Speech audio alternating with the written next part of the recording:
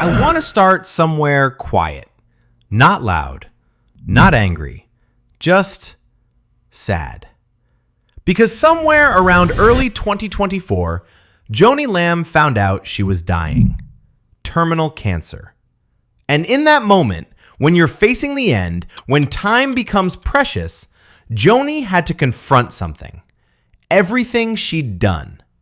Not in the way we talk about accountability or judgment, but in the way a parent confronts what they've destroyed when it's too late to fix it. This is about the last months of Joni's life, about what she possibly saw, about what she knew was coming after she was gone. And honestly, it's heartbreaking. Here's what we know happened. Right after Joni spiritually abused Jonathan, right after she fired him, right after she said those cold words to him, she got the news. Terminal. And I want you to understand something about what that does to a person. When you're told you're dying, everything becomes clear. The pettiness disappears. The arguments that seemed so important feel so small. The grudges you've been nursing start to feel like poison. Suddenly, Joni had to look at her family, a family that was supposed to be united, a family that Marcus built, a family that was supposed to move forward together. Instead, she saw a family she'd torn apart. Let me paint you a picture of what should have been happening. Marcus was gone. Jonathan inherited the birthright. Rachel, Rebecca, and Jonathan work together. Yes, there's grief. Yes, there's adjustment, but they're family. They lean on each other. They grieve together. They pray together. They figure out the future together. That's what was supposed to be there. But that's not what Joni had created. Instead, she'd created a son exiled from his position, his family, his birthright.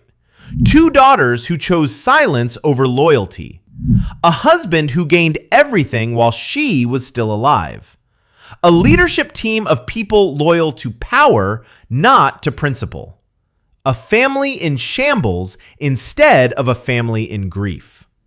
When Joni faced her mortality, she had to look at that reality. I wonder what thoughts visited Joni in her final months. Did she think about that meeting on July 11th, 2023? The one where she spiritually abused her son? The one where she used scripture as a weapon? Did she remember the look on Jonathan's face when she said, "You're fired"? Did she wonder what would happen to her empire after she was gone? Because here's what Joni could see in those final months. She could see the vultures circling. Not metaphorically, actually. She could see Rachel positioned to take power, but Rachel has problems. Her husband's allegations, her credibility destroyed. Rebecca trying to stay invisible, but invisible people can't lead. Arnold Torres and Steve Wilhite waiting for their moment, but they have no character to lead. Doug positioned to benefit financially, but Doug has built nothing real. Joni could see that the moment she was gone, there would be a fight, a brutal fight. Not for righteousness, not for the ministry, for power and control. Here's what really haunts me about Joni's final days. She didn't have her real family around her. Think about it. Jonathan, exiled. He didn't even know his mother was dying. Rachel and Rebecca knew she was sick, but they were busy. Too busy to sit vigil. Too busy to be with their mother in her final days. Instead, who was at her bedside? Doug, a man she'd known for 3 years. And maybe some staff. Some close friends who were trying to be there for her, but not her children. Not the people who should have been sitting there, holding her hand, saying goodbye. That's the consequence of what Joni built. By dividing her family, by exiling Jonathan, By making Rachel and Rebecca choose between righteousness and comfort, Joni ensured that when she was dying, she would be alone.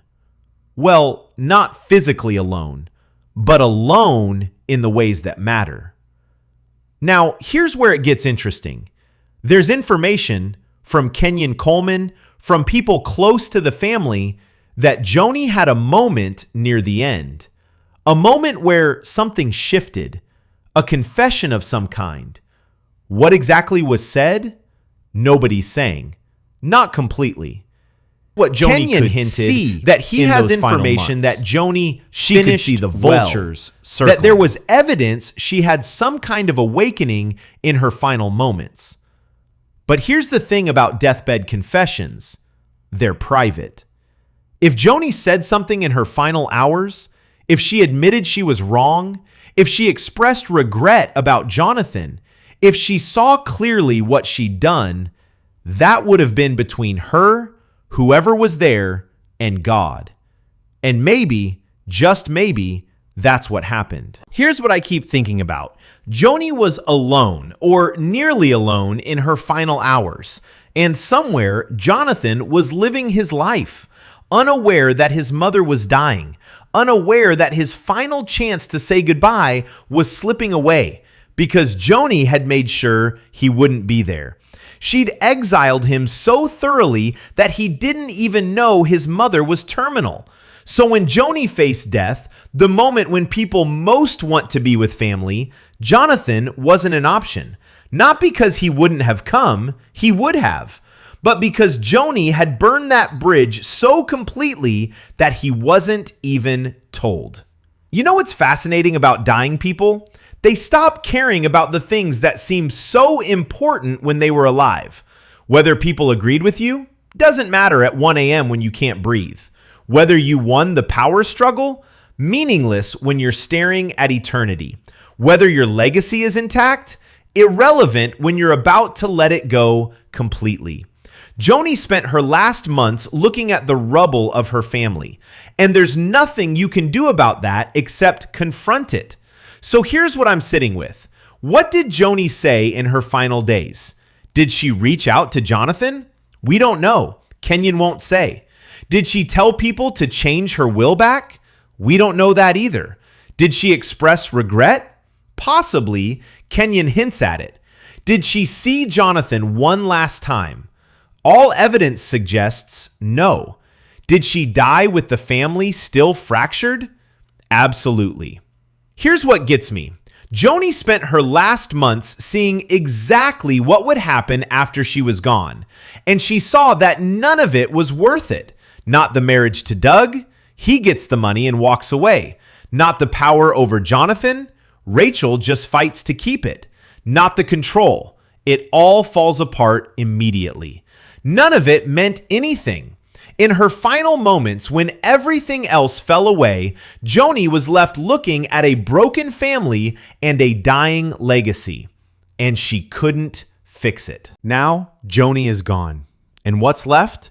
A family in court fighting over the will, Rachel in power but exposed, Rebecca complicit but silent, Jonathan still exiled, Doug with millions but no legitimacy, Arnold and Steve waiting to see who'll win. What Joni could over see 30 ministries that left because she could saw the corruption circling. Everything Joni feared in those final months is happening exactly as she feared. The power struggle isn't coming, it's already here. Here's the thing that breaks my heart the most. Joni could have fixed this. Not everything, not immediately, but she could have. Changed her will, reached out to Jonathan, told the truth about Doug, asked for forgiveness, put Jonathan back in position, restored her family. In her final weeks, Joni could have chosen redemption. And maybe, just maybe, she did, in private with one or two trusted people. Maybe she said things that indicated she understood what she'd done. Maybe she expressed remorse. Maybe she tried to make it right in whatever way she could. We don't know. But what we do know is that her family is still broken, still fighting, still broken. The tragedy of seeing too late. So this is what haunts me about Joni's final days. She had time to think, time to see clearly, time to understand what she'd built and what she'd destroyed. But she didn't have time to fix it. She died with her family fractured, with her son still exiled, with her empire positioned to destroy itself. That's not vengeance, that's tragedy. Because Joni wasn't a monster. She was a woman who made choices, bad choices, choices built on control and fear and pride. And when those choices caught up with her, it was too late.